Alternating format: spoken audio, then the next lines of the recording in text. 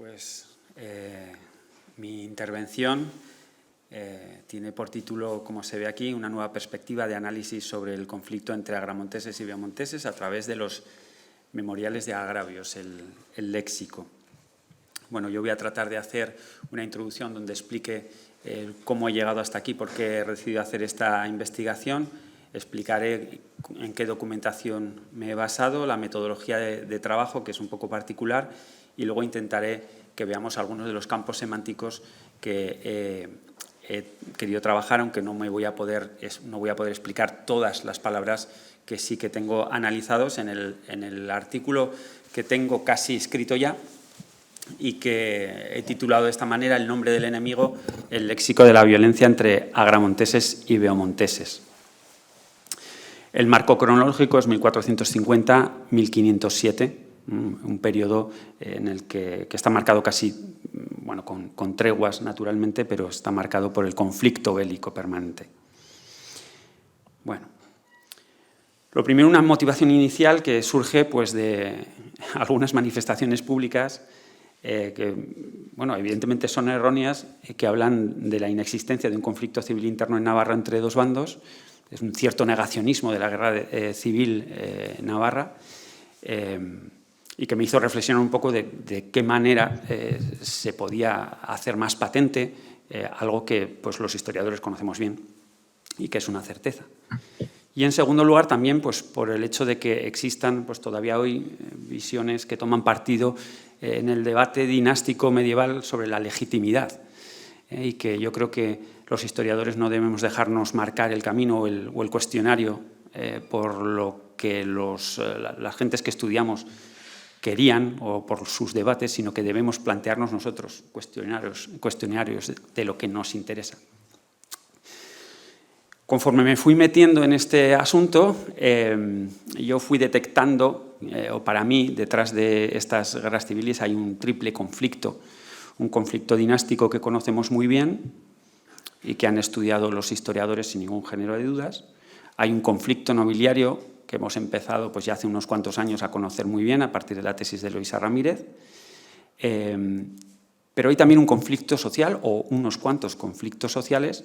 Ayer el profesor Florestan mencionaba ese reflejo en el que nos podemos mirar de las banderías de Guipúzcoa, oñacinos y gamboínos, y los conflictos entre los parientes mayores y los concejos guipuzcoanos. Entonces, ¿qué ocurre? ¿Que aquí no hay conflictos entre las comunidades locales y los nobles? Pues yo creo que sí que los hay. Bueno, no creo, me consta que los hay, pero es un tema que tampoco se ha trabajado mucho, pero que sí que me interesa y que a través de este trabajo también se puede empezar a entrever. Bueno, iba a hacer una breve introducción, pero Eloísa ya ha mencionado en el origen de estas banderías, en parte, una de las causas pues está también la concesión de títulos nobiliarios a distintos personajes de la nobleza por Carlos II, que luego se continúan en la época posterior. En la tesis de Eloísa ya se ve cómo, antes incluso del estallido de la guerra en 1450 entre el príncipe y su padre, los bandos ya se han alineado, a la derecha un bando, a la izquierda otro, con clanes nobiliarios que ya han establecido esas solidaridades.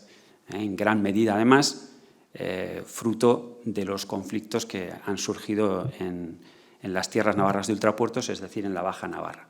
Es decir, que no es que la guerra o el conflicto dinástico es el detonante, pero de una situación que ya se venía gestando previamente con ese alineamiento nobiliario.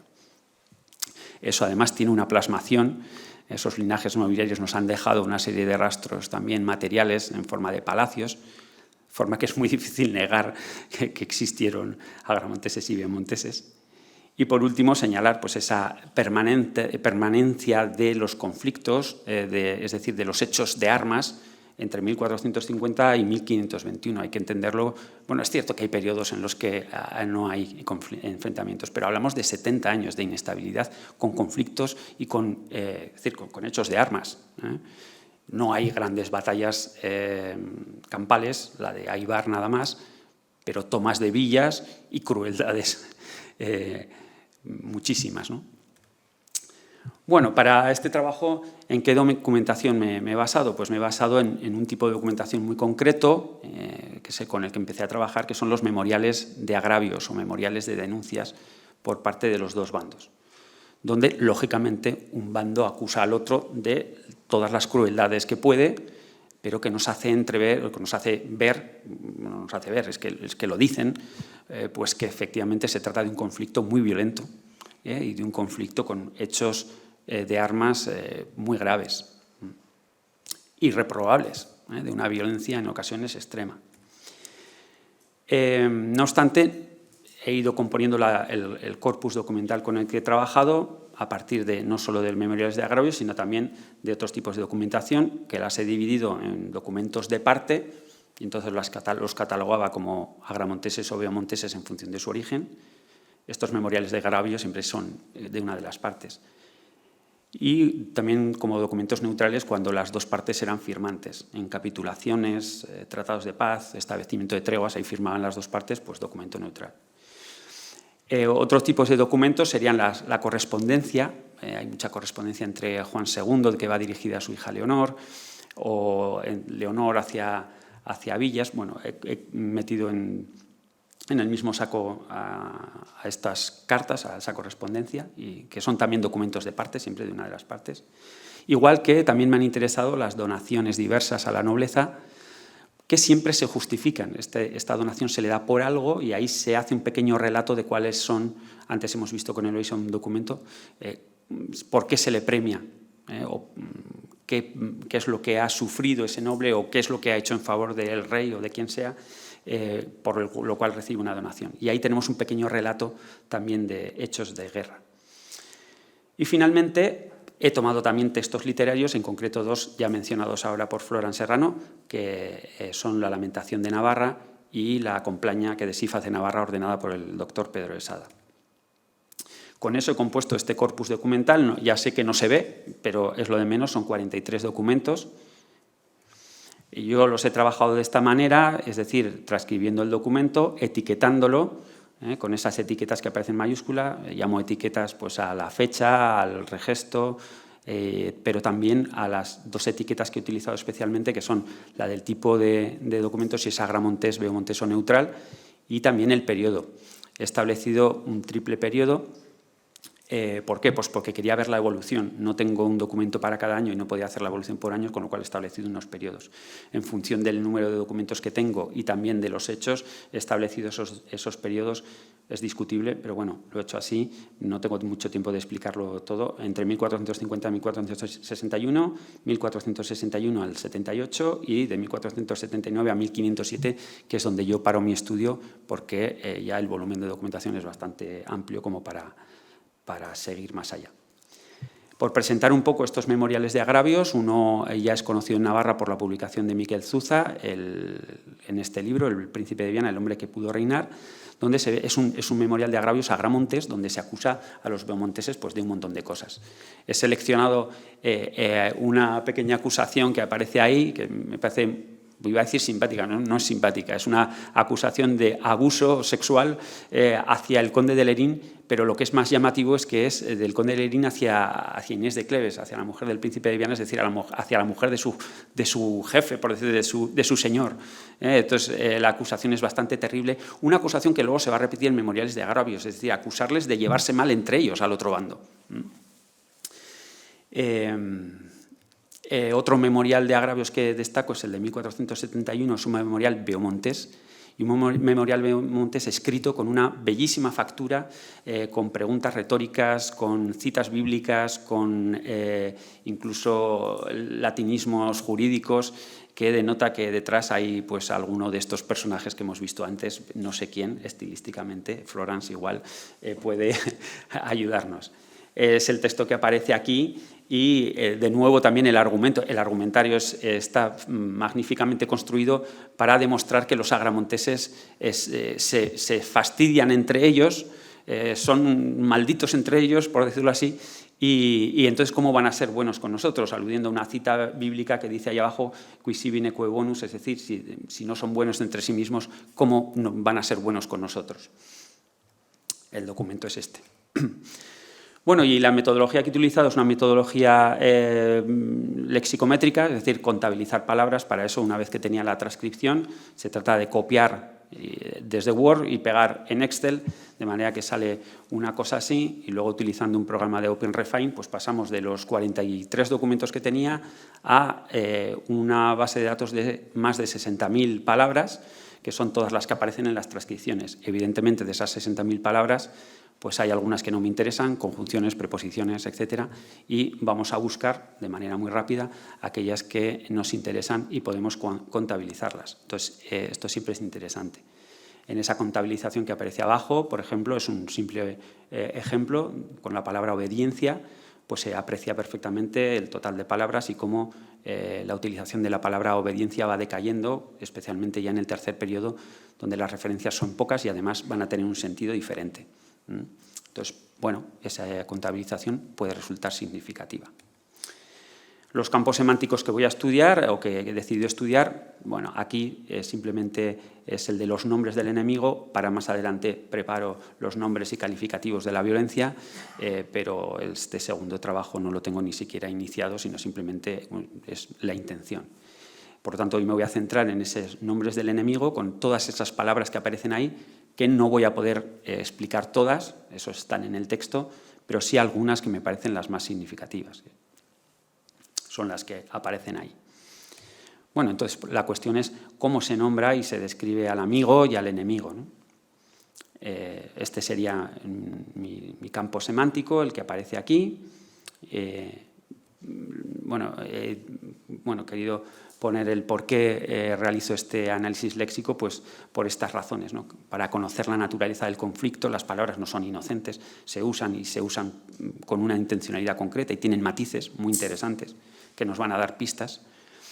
También para identificar a los verdaderos actores de la guerra civil, actores irresponsables, porque hay gente que tiene más responsabilidad y menos responsabilidad en los hechos violentos. En tercer lugar, también para conocer la visión que unos tenían de otros. Y en cuarto lugar, y comprobar si se dicen lo mismo unos de los otros y si la visión es la misma y no siempre es el mismo discurso. Y finalmente también para conocer cuáles son las denuncias vertidas y qué tipo de violencia se ejerce, aunque eso lo dejaré para más adelante. Bueno, la primera palabra es una palabra compleja, la palabra de obediencia, sobre la que además luego en época moderna existe un debate en términos de pensamiento político importante, pero ahora yo me voy a centrar un poco en la utilización que se hace a partir de 1450 y la palabra obediencia es muy importante, porque el conflicto dinástico que tenemos en este inicio se va a basar en torno a quién obedezco. ¿Obedezco al príncipe de Viana u obedezco al rey Juan II?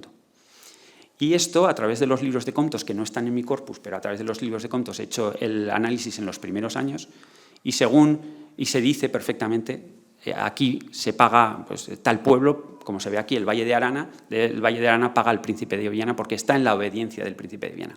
O tal pueblo no paga porque está en la obediencia, del rey. Y esto nos hace poder establecer una geografía de la obediencia. ¿Quién obedece a quién? A través de los libros de Comptos, con lo cual he podido hacer este mapa de cómo se inicia la división de Navarra entre zonas que obedecen al príncipe de Viana y zonas que obedecen a Juan II. Esto no significa que esas zonas sean agramontesas o beomontesas. Vamos a ver qué significa ser agramontés o beomontés. Esto significa que son las zonas de obediencia y creo que estos matices van a ser importantes. Bueno, hay una evolución que se podría seguir, aunque no mucho, porque la serie de libros de Comptos en esta época ya finaliza y no podemos continuar. ¿Cómo se utiliza la palabra obediencia? Pues de esta manera. Villas y lugares del dicho reino que han sido en la obediencia del dicho señor rey y del dicho señor príncipe. Y esto me parece muy interesante porque tanto en textos agramonteses como en textos beomonteses se reconoce que hay otra obediencia, es decir, no hay una ocultación que podría haberla habido de intentar negar una realidad, no, se reconoce perfectamente a la otra obediencia y se le reconoce de este modo, están en otra obediencia. Además se utilizarán otras palabras, claro, pero esta es la palabra que más aparece en este momento. La estadística que he sacado antes sí que me interesa mucho porque la utilización de la palabra obediencia va decayendo va decayendo y sobre todo cuando veamos en 1400, a partir en el último periodo, las veces que se menciona la palabra obediencia por parte de Juan de Albert y Catalina de Foix se va a mencionar como la obediencia debida por los súbditos al rey. No se habla de que exista una otra obediencia, no, ya en ese momento no se reconoce una obediencia diferente, con lo cual estamos en un momento diferente del conflicto. La otra palabra que me interesa destacar es la de adherencia, por contraste.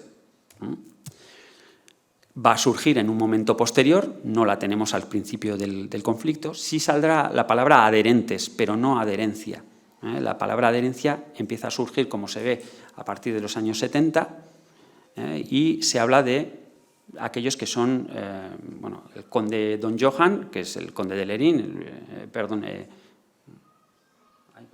esto no, conde Don Johan, aquí esto, yo creía que esta era una cita del conde de Lerín, pero aquí la he puesto mal, bueno, da igual, entonces me voy a la segunda. A ellos adherentes a su conformidad, siempre se habla de la conformidad y de la adherencia, adherentes y conformes. Es decir, normalmente se habla de los adherentes al conde de Lerín, aquí esto pensaba que era una cita del conde de Lerín, claro, de don Luis, pero me he despistado al ponerla. Bueno, adherentes y conformes normalmente se dice al conde de Lerín, porque esa adherencia son los que se adhieren, no son los que obedecen, por marcar la diferencia. No es la obediencia al conde de Lerín, no pueden obedecer al conde de Lerín porque el conde de Lerín no es un señor soberano. Son los que se adhieren al conde de Lerín y este matiz es importante. Pasamos de una guerra de obediencia a una guerra de adherencia, con lo cual estamos hablando de una guerra diferente, una guerra de bandos, no de un conflicto dinástico. Bueno, la tercera palabra que destaco, que insisto hay muchas más con las que he ido analizando, pero la tercera que destaco es la de parcialidad. Parcialidad es la palabra que se ha utilizado genéricamente para hablar de los bandos, la parcialidad, y sobre todo en época moderna ya se utiliza, aparece muchas veces, pero en los inicios del conflicto no se habla de parcialidad. Parcialidad sí es un concepto que encontramos bastante utilizado en Castilla y de hecho una de las primeras referencias en el año 94 es en un documento de los Reyes Católicos que hablan de las parcialidades navarras. O sea, pero es una palabra que no se utiliza, se va a ir utilizando pues ya a partir de estos años y hacia el final. Entonces sí que me interesaba destacar que uno de los términos más utilizados por la historiografía en este inicio del conflicto no aparece. Sí se habla desde el inicio de los parciales sí, y ese concepto de los parciales sí que es interesante. No sé cómo voy de tiempo. Bueno, bien. Los parciales son aquella gente que toma partido y por lo tanto que tiene una responsabilidad en la guerra, ¿no? Y este concepto también resulta interesante. Luego iremos viendo. Otro de los conceptos que obviamente son interesantes y sobre todo, como decía, cuando hay un cierto negacionismo de agramonteses y biomonteses, pues es cuando se utilizan agramonteses y biomonteses.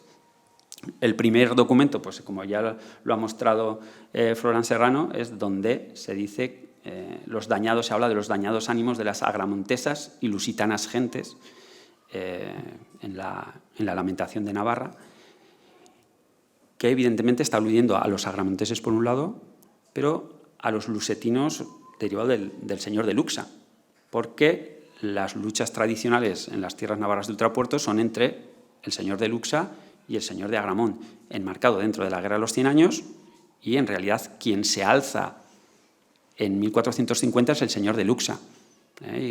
Yo creo que con una campaña importante en las tierras navarras de Ultrapuertos, una campaña militar importante. Con lo cual, agramontesas y lusetinas gentes. Aquí ya tenemos. Claro, el problema es fechar el documento, como ha dicho Florence, pues a mí hay una palabra que también dice el documento que habla del exilio del príncipe de Viana, con lo cual pues ahí ya tendríamos también una fecha. Yo lo había querido fechar en torno a 1458, antes de la muerte del príncipe de Viana. Bueno, ahí nos quedan dudas. Pero en cualquier caso es una de las primeras alusiones, sin duda, que tenemos a los nombres de los bandos, agramonteses y lusetinos. Yo también la identifico que puede ser temprana esa alusión porque habla de lusetinos y no de beamonteses. El protagonismo del conde de Lerín va a ser muy temprano, con lo cual, si menciona a las lusitanas gentes o hay una intencionalidad de ocultar el nombre de los Beaumont, bueno, no lo sé, es complicado.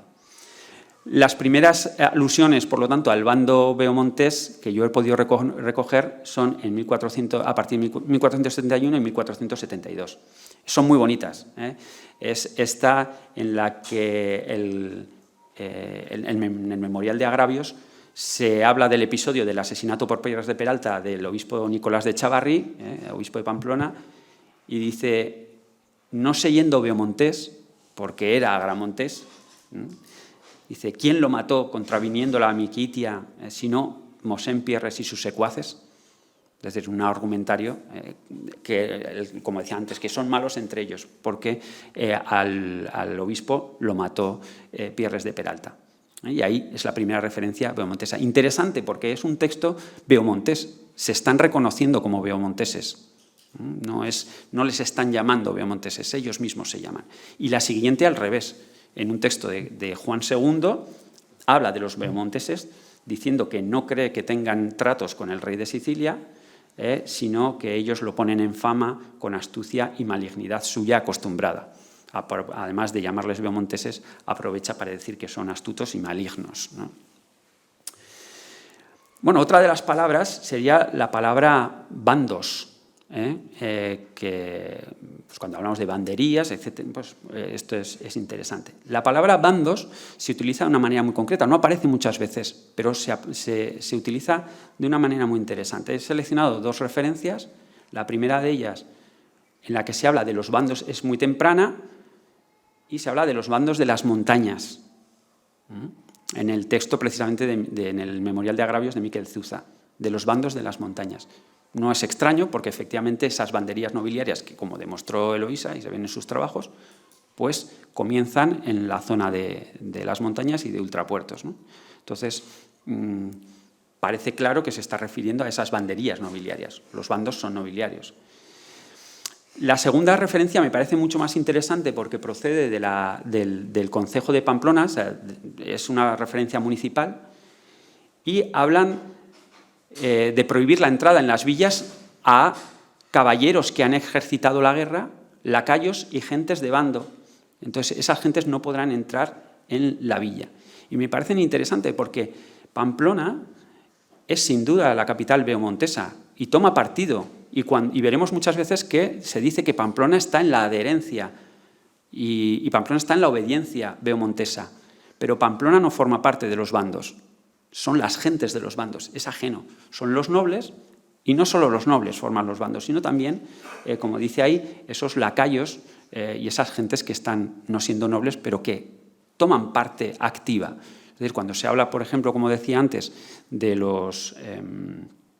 era otra de las palabras que he mencionado, ahora no me va a salir, de los parciales, tanto de los parciales como de los bandos, está claro que estamos hablando de gente que tiene parte activa, fundamentalmente nobles y gentes de su séquito, esos secuaces, esos lacayos, etcétera, criados, también será otra de las palabras que aparezcan, que tiene un significado muy concreto. Criados que, bueno, en ocasiones también pueden ser nobles, porque esa es una palabra también que tiene su recorrido, que se ha sido estudiada en Castilla muy bien. Bueno.